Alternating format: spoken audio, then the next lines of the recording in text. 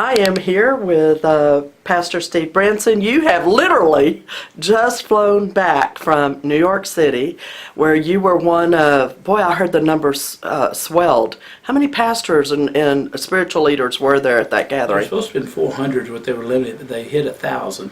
That's what I And heard. the room was packed completely. In fact, they had to use the mezzanine around the banquet area to get everybody in. Oh my And gosh. I understand they turned away thousands. Wow. And And it was this supposed to was by start as a small special, meeting. it was special Special. invitation too. Yes. But evidently they were getting swamped by everybody wanted to get in after it started. And they let a few in, and then after that had to cut it off. I don't know all the details, but I would hear that around the room. Wow. But it was packed. I was shocked how many people were there. All right, let's paint the picture. Have you been a Trump supporter? Was he in your radar? Not really. Never. Okay. Never paid. In fact, I never thought he'd last. Okay. I was the two I liked from the very start were Ben Carson and Ted Cruz. Sure. Ben disappointed me a little as he went along. After a while, I got thinking he really didn't have the experience to really be in the position, although he's a good man. Oh yeah. Everything else. But Ted was my guy. Yeah. And I even got to do a rally with him in Iowa with Sergeant Monk. That's right. I forgot about that. That's and right. In the process, we got to sit in the hotel room with him and his staff one night and listen to their campaign, how they were going to run it. And Ted stayed close till the end. And then he kind of, from what he said he was going to do, kind of left at the end. Once him and Trump were going nose to nose, it looked like Trump got the best of him on some times and his overreactions. Yeah. That's just my observations from sitting and listening to how they intended to do everything. Sure. So. Sure. But I went to New York when I was invited a 3 weeks ago when I was up in Washington D.C. with Tony Perkins, and so I just wanted to go see what this was about, get a chance to listen. So that's why I accepted the invitation to go. Did you go in with any expectations of anything? Well, I was hoping to hear some good stuff and something to give me a little more confidence To be a Trump supporter? Okay. So you get there. I guess you arrived the day before. You're with probably other pastors. Y'all are probably somewhere together. What was kind of the mood, the tone that was going on? What was being talked? Just uncertain. Nobody knew what to expect.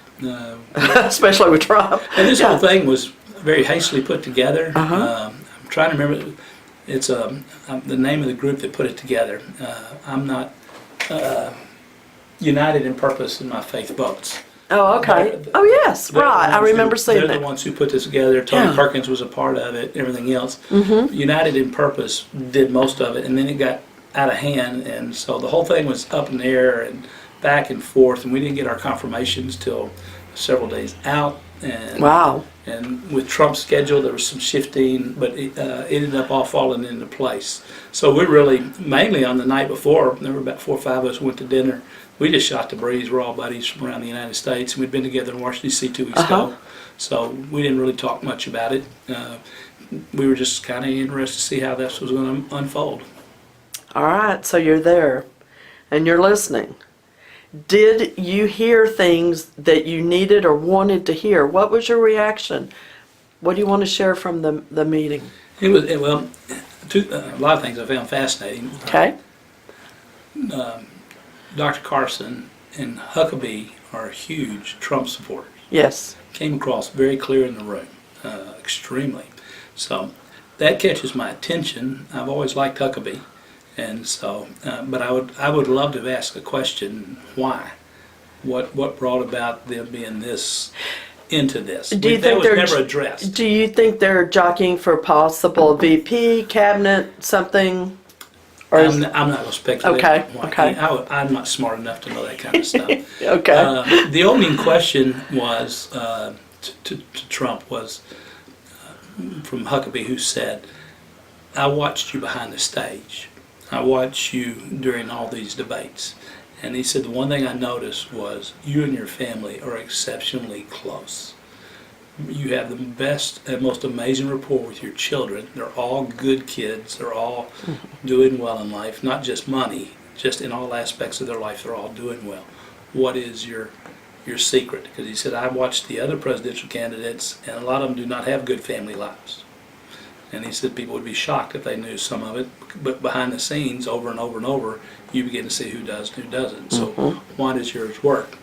And it just, he basically sounded like he stayed involved in his kids' lives from day one. It's been close to them, and so that is a Yeah. positive. When it comes to family man, I don't know if he's been a great husband, although with his wife now, it seems like from everything we heard, they have a great, great relationship. So he's grown in from his past history to being quite a family man, grandfather, and all that kind of stuff. And so they made a big deal out of that. I'm sure in the evangelical room, they wanted to get that point across. Sure. So that's what it did. Some of the things that he did that I liked, Supreme Court. They're talking, he could appoint 2 to 4 to 5. I know. Well, That's- 1 to 4 to 5. I Yeah. think 1 to 4 was the main number, but 5 was said a couple times. I really haven't paid attention to the ages of it. And he is already listed out his list. Mm-hmm. He's going to add 4 or 5 more, and he said he will not vary from that. Well, that's going to be a strength. That gets my attention in a good way because True. the Supreme Court's critical. Oh, With is all it? the stuff that's coming down with pro-life and immigrations and the gay marriage and all of that, that's going to be very, very critical who sits on that court as close as it is right now. Yeah. And he made the point along with the moderators and everything else. We already know what Hillary's going to do.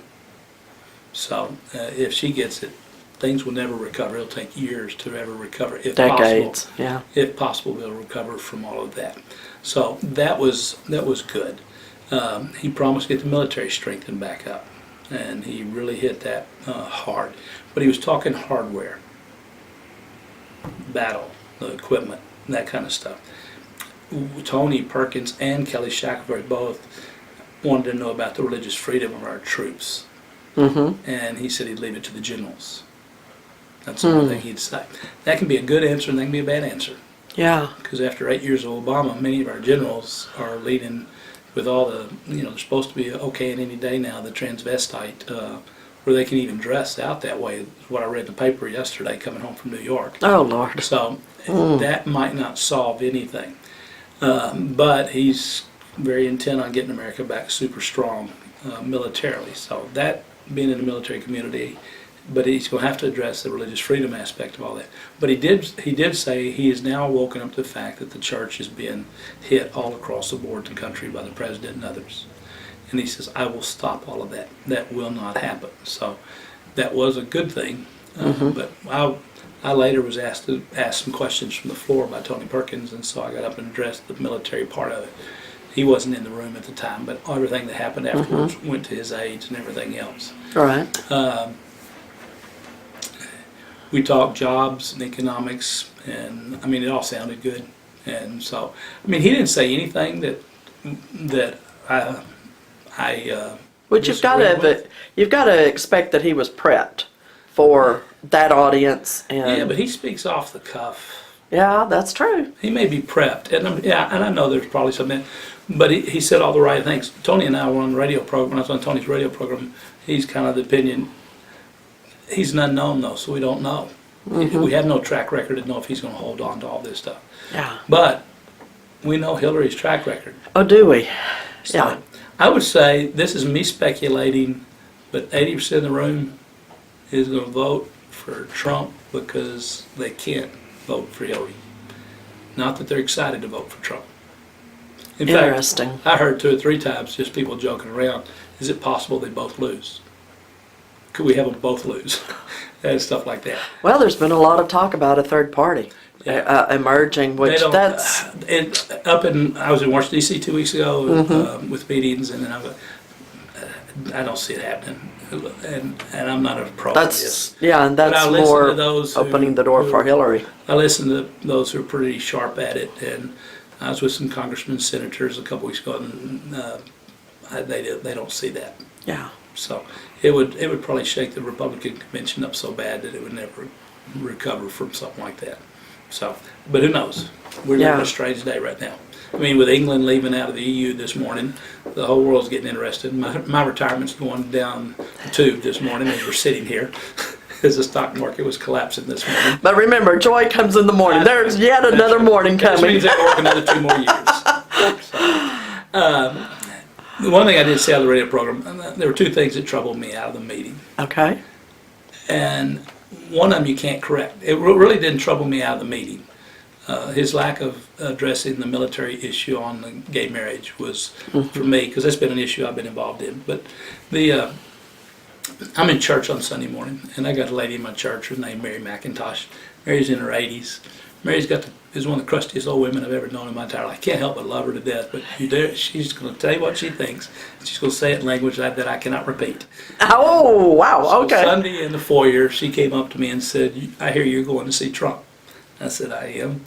"Well, you tell that blankety, blankety, blankety, blankety, blank. He's an petulant child and he needs to go to timeout." Wow. And so my point to Tony on the radio was, if I'm reading Paul to Timothy, in the second letter, 2 Timothy, Paul's the greatest cultural changer there ever was. He turned Ephesus totally upside down, and Timothy's in Ephesus. They wipe out the temple of Diana, they burn the magic books, they convert most of the town. Powerful things happen within that. Whenever Paul is writing Timothy to take over and giving him all the warnings and everything he needs, he's going to tell him in 2:24, "Now son, here's what you got to do. You can't be a fighter, a quarreler. You have to be kind to everybody. Then you have to be able to teach." I told Tony, I said, the problem with Trump is his actions on television are keeping people from hearing what he wants to do. Oh, wow. Because that character is important. And I said, I know from my own studies, and I wrote my doctorate in conflict management, a mocking type of person is not a good character. Proverbs is real clear on those kind of things. So that still troubles me about him. His character has not always been the best. I'm going to go out and say it's hard to buy that he's a believer. He says some of the words, but it's an outward looking in instead of seeing it from the inside out. Like Difference from head knowledge to heart knowledge. Very much Yeah. so. And so I know, I'm not going to go into that, but I know some things that he has said on the side. So but he is serious about us, and he was paying attention to us.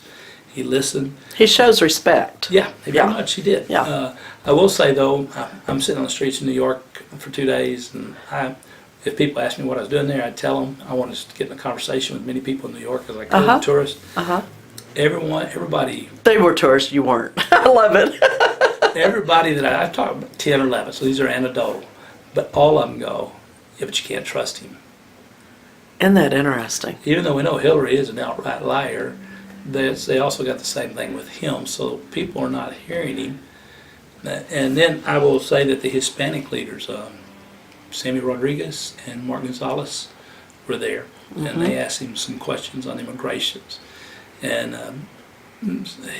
he stayed on his wall. He's very much on the wall and everything. And his immigration thing is what's driving him more than anything else. Yeah. And I agree with a lot of what he does. But I also know that some of my Hispanic friends here in town are viewing him as very prejudiced because of his statements. And one of the top business leaders in the city, and I've talked, and he can get downright angry with me for even going. Because he said, "How can you be around that arrogant, prejudice, good for nothing, da da da da da?" And he said, "I wouldn't hear one word he ever had to say." Well, Mark Gonzalez seemed to imply that he had a lot of work to do to win the hearts and soul. He said, "Because we're a people who believe in life and family and marriage and all that kind of stuff. So we're easy to win, but you'll have to watch your words." So I hope he heard that. I go with Tony Perkins on this. When we were talking afterwards, he said it was a start. Foot's in the door, maybe an opportunity to have an impact down the road. He's still learning all this stuff. He did make an interesting thing. He kept referencing how mean the media was. Oh, yes. He says that quite often. He says it all the time, which my thought would be, as I was thinking about that the other day, because I agree, the media can be unbelievable. I've been through it. The media we had in San Angelo. Some of us got hit real hard by the Southern Poverty Law Center, and they hit me for being the most virulently anti-LGBT pastor in America. And on the day I was with y'all, I didn't even speak to that issue and stuff. So I understand Trump on that, but he's had it so easy because he's been an entertainer. Yes. He's been a businessman. He has had some sharp press off and on, but not like he does once you step in these kind of things. And he's not good at handling that. And I'm not so certain if he doesn't get that under control, it's going to hurt him in the election. So I'm just afraid most American people aren't going to do like with Romney. They're going to stay home. Oh, that's scary. And my warning to everybody who would be listening is you don't want Hillary. No. That is Trump true. may not be the best choice, it may not be a good choice, but you don't want Hillary. Yeah. Oh. How did we end up in this spot? George Barna was there and did an hour-long presentation. Our culture has been declining for a long time. Yeah, 50 years at And- least. Let me see if I got some notes. I don't know if they. I'm gonna have to do this on the spur of the moment. Make sure I got. Church attendance has dropped from 45% to 33% in the last 10 years. Atheists have increased from 5% to 19%. The unchurched has gone from 34 to 50% in the last 10 years. Pastors are in the group now just above congressmen as being less trusted, less influenced, Wow. and and he made a strong point. They're unwilling to preach about social and political issues, and we don't prepare people to vote. Yep.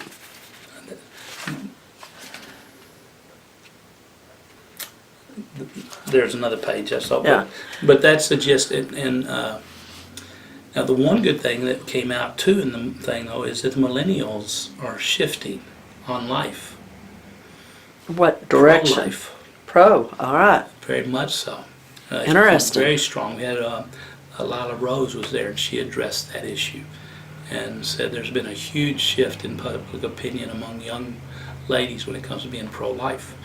And so there are some other things. But That's interesting. The church Yeah. has lost its influence and has lost attendance, and that's playing a huge part in what's going on. So when the culture starts going down like that, people start making decisions based on feelings. Yes. So that's why Bernie does so well. And that's what Trump does well. Uh-huh. He plays on the anger Really, card. Bernie and Trump are on the opposite side of the spectrum, but they're both playing into the same thing. So we're a culture built on feelings, not built on truth and reason and thinking. And it's just part of the culture we have developed over the last years.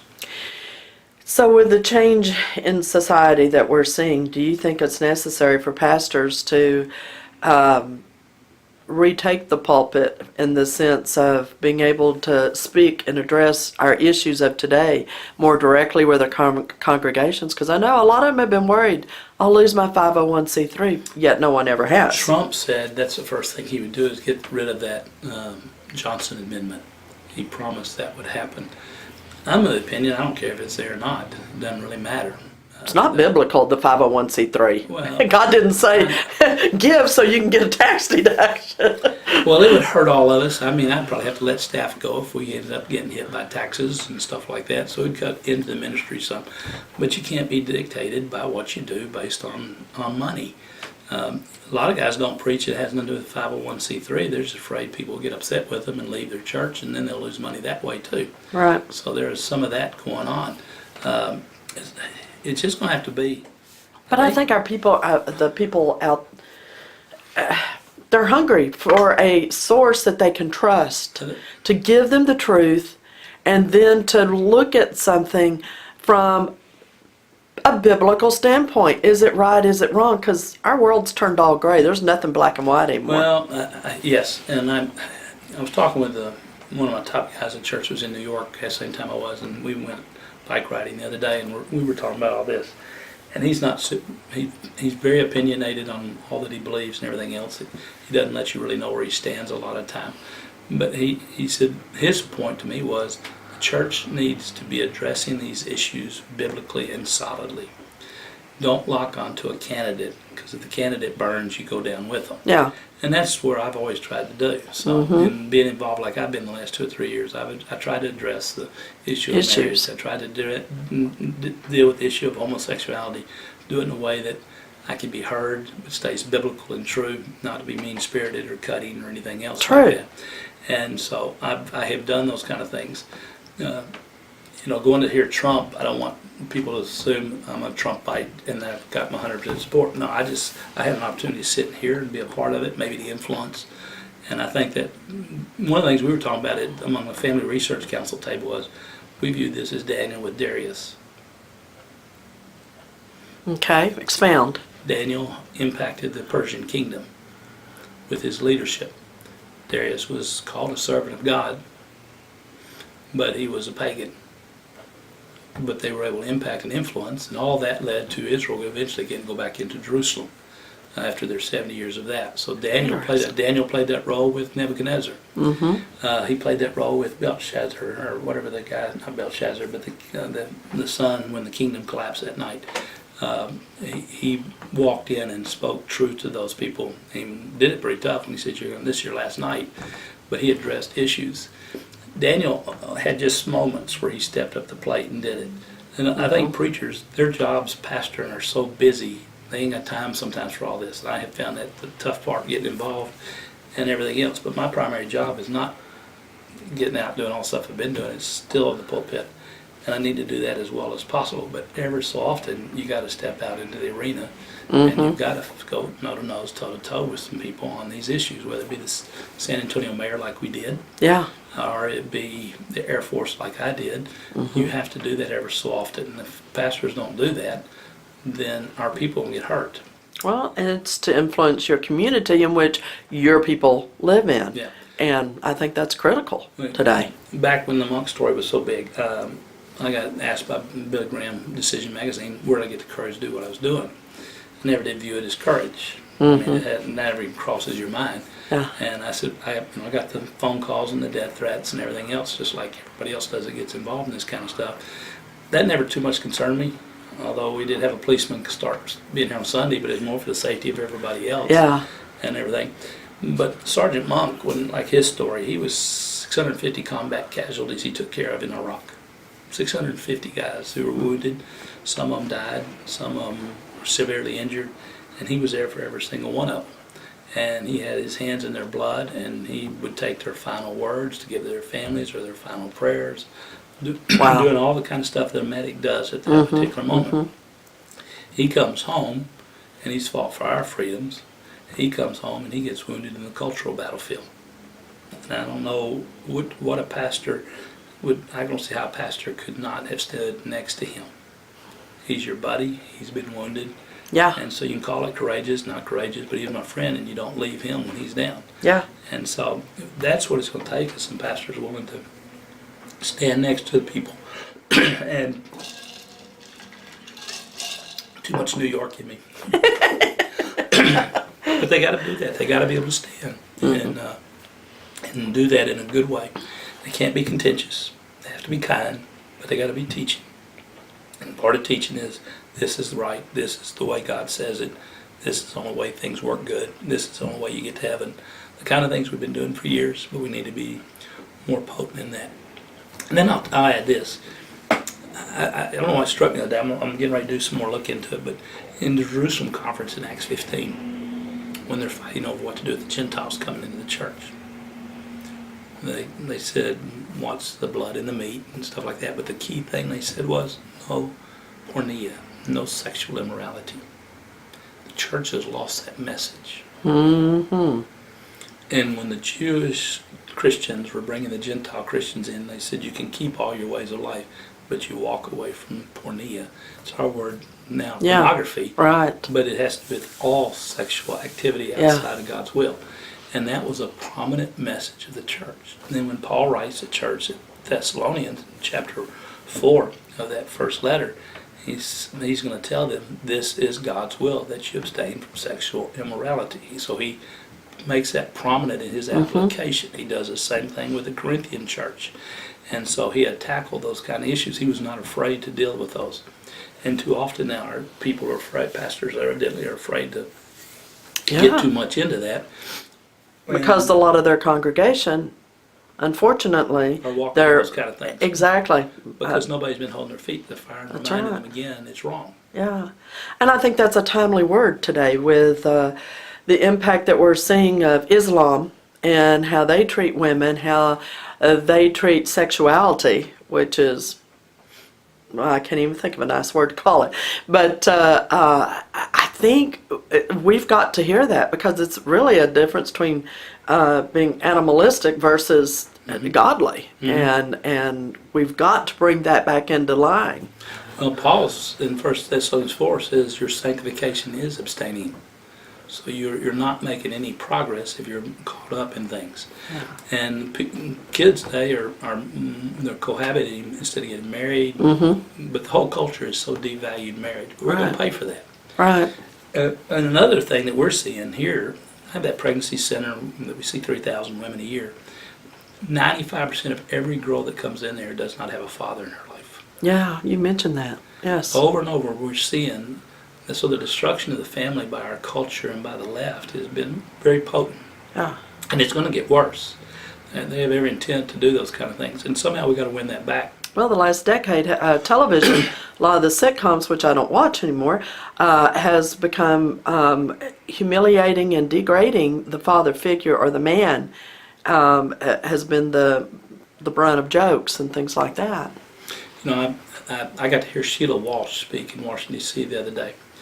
And Sheila was sharing her story of her breakdown on the 700 Club that caused her collapse of her career. All went back to a dad who treated her very abusively and hated her and called her every name in the book and did all kinds of stuff to her. And she had been able to skim past that through life until one day it all just sunk in on her and she had a complete emotional collapse. Wow. And she's recovered from it, became a top woman speaker, and has had an amazing life. But she said something, Washington, caught my attention. She said, I was sitting there one day and this was my thought. What did my dad see in me that made him hate me so much? Ooh. I've never heard anybody put it more pointed than she just did. Whoa. And that's the reason she collapsed in her life. You have to have that father figure. You have to have that mother. You need both of those. And so if the church does not address those kind of issues and we leave our people hanging, and the more our families disintegrate, the more we're destroying the heart and soul and fabric of what goes on in this country. And then the left has to take care of that because nobody can hold jobs, nobody wants to work, their souls are too hurt, and they want to blame everybody for everything that's wrong within their lives. But we've lost so much structure, we need to start working that back. And I think we can circle that right back to the presidential position, because that the first family has always been looked up to and respected until recent presidents, where it began to fall apart. And that was a father figure. Ronald Reagan, that's one of the reasons people have loved him and Nancy so much, was that father figure, and we're going to take care, this is how a family works, pull that nation together and we'll make this work. And I think that that's potentially one of the hesitations people have with Trump, even though the irony that he has such a strong family. Yeah, he does. And we just don't know. He doesn't come across that way to the public. No. He never has. No. And I don't know how you change that. He's 70 years of age, and the older I get, the harder it is to change. I'm too locked in my bad habits, and my good habits have gotten better, but my bad habits have gotten stronger. Yeah. So, but it's a fascinating day, and I think the church has got its work cut out for it. I was in Cuba about 6 months ago teaching the pastors there, and told them if we continue the route we're going, they may be coming over here and helping train us in how to handle culture falling apart. Make sure you train them well over there. They've already been through it, and they know what happens when you allow. And we're going to go socialistic if Hillary wins. Yeah. And I've seen the consequences of socialism. I've been to Cuba now 4 times, and I've always heard how great their medical was. It's disastrous. Their hospitals are filthy. They are run down. Their doctors. I met a brain surgeon at the seminary, and he sells bananas on the road at nighttime to supplement the income, because he only makes about $35, $40 a month being a brain surgeon. I was having dinner with 15 pastors. They all have home churches. And it was a special meeting, and we had dinner that Sunday night at church, and the pastor of the church brought all these young, they're all 35, 40-year-old couples in. They wanted me to meet them, and Alejandro and I had prayer with them and hear their stories. And so as we went around the room, this guy was an engineer, and this guy was a doctor, and this guy was a lawyer, and this guy was a businessman, and you went all the way around. They were very accomplished men in the room. And I was sitting there going, this is strange that all these guys have gone in ministry in their 30s, having already attained success. And what I found out was every one of them had the same story. Once you hit a certain level within the Cuban structure, then you run into the communist government and you can't do anything anymore. You have to do what you're dictated. They have no freedom. Yeah. And so they were coming up, and they were caught up in injustices and everything else and having to carry out everything. And so all of them looked for some other way in life that they could do something good, and every one of them decided to leave an engineer or be a lawyer and become pastors, because they have some amount of freedom in Cuba to be able to do that. So if we keep allowing our government to have the kind of control it is, it's going to stifle everything. And when you, like here in San Antonio, we go shopping at H-E-B for our groceries. There's no grocery stores in Cuba. I know. What a different mindset. I went shopping with them one day. I was wondering where we were going. You go down and find the guy who sells bananas. You go find the guy who sells the water. You there'd be a little panaderia, and you get some bread there. And you go over here and get this. The government gives them 5 eggs a month per person in the family. They give them 6 ounces of beef per month per person in the family. That's for the whole month. You get a gallon of milk for your kids for the month. They ration those kind of things out to them, so they have to black market the rest of their food. So I've seen that. Their social, their utility structures, the streets are ruined. They're not kept up. Their garbage is on the street because they can't hardly pick it all up. And so they've lost all of those kind of things. Yeah. And look how Venezuela is falling apart. They're killing each other over bread today. And we're not anywhere near that, but if we keep going like we are with the way things That's are our happening, future. We're looking at. So when I look at this year's election, Yes. Hillary, Trump, I don't like either. But I can't go Hillary. The sad thing is that we have allowed the education system to deteriorate, and so our children and grandchildren are not being educated as we were, and have this other influence in there that is making socialism and things like that just look wonderful. One of the speakers at the end was Metaxas. And he just came Eric. out with came out with a brand new book. I've just started it. Let me bring it up. And If You Can Keep It is what it's called. And he spoke on this. He was raised that he did not understand much about this country because of the educational system. So through all that he's been involved in, he decided to start looking at all of this. And one of the things that caught his attention was when the Constitution was being made. The story is famous that they got together and met for quite a long time and got absolutely nowhere on the Constitution. What we started with just was not working. And so there came a day, he even called the nation to prayer. It's a very famous prayer that he prayed. But after it was all over with, there was a lady by the name of Miss Powell. She's very famous in the story. And she asked him, Mr. Franklin, what have we got? A republic or a monarchy? Franklin, who was really short of words of wit, shot back, a republic, madam, if you can keep it. Yeah. The trouble is, we're losing it. And what Metaxas says is, a nation without virtue loses its republic. So we have a lot of work to do. Yeah. To regain. Yes.